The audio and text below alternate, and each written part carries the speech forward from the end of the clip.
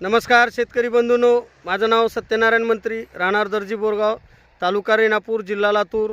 मी एक शेतकरी आहे आणि मी जैविक सेंद्रिय शेती करतोय।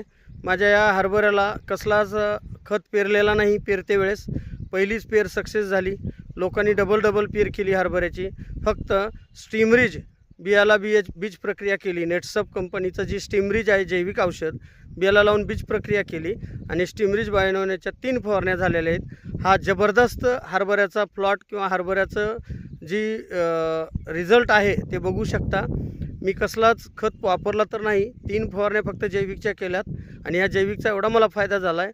फुटवा पण जबरदस्त आहे, फुल पण आहे, घाटा पण आहे आणि एका घाट्यात 2 बी 3 बी आहेत आणि बी पण टपोरी आहे।